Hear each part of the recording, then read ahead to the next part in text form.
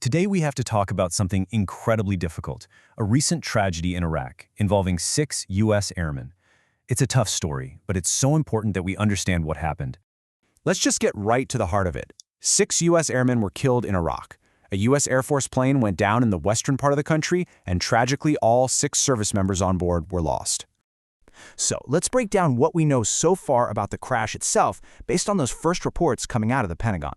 Okay, so the aircraft involved was a U.S. Air Force refueling plane. You know, these things are absolutely vital. They're often called flying gas stations for a reason. They were in the air over western Iraq, part of a mission called Operation Epic Fury, when the incident happened.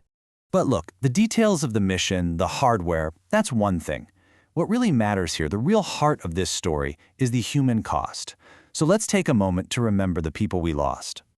6. That's the number. 6 crew members were on that flight. 6 people whose lives were just cut short. It's a number that really hits you, and it shows you just how profound this loss really is. So the Pentagon has now identified all 6 members of the Air Force who were on board. And while, of course, this is a national tragedy, the initial reports have really brought this home for communities in Kentucky and Indiana, as 2 of the airmen had local ties there. One of them was Sergeant Ashley Pruitt from Bardstown, Kentucky. And another was Captain Seth Koval from Mooresville, Indiana. And we have to remember, these are just 2 of the 6 lives lost. Every single one of them leaves behind a family, friends, an entire community that's now grieving. You know, whenever something this terrible happens, the first question everyone asks is, why? What went wrong? So let's turn to the search for answers and what the investigation is looking at.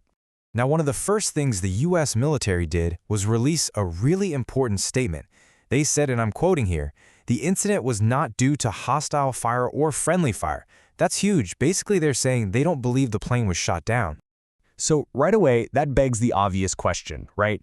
If it wasn't hostile fire, if it wasn't friendly fire, then what on earth caused this crash?